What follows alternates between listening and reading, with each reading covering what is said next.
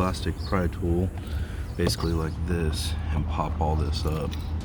And then this part will just come up right here.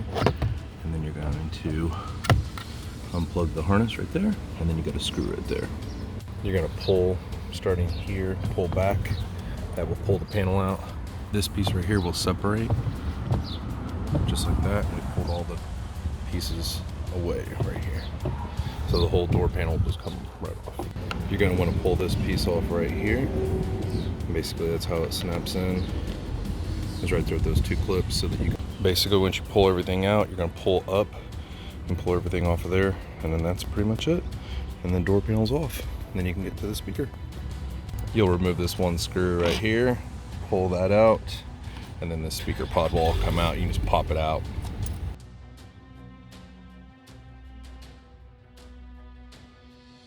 These are the three parts we'll be using. Is a 72-7800 speaker wire harness adapters. Basically, that'll just plug into this speaker wire harness.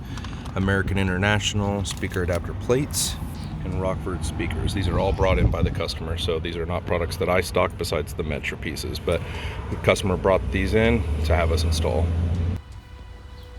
Stock versus aftermarket. This is the speaker and the speaker adapter plate, and the new harness that will just plug basically right into there.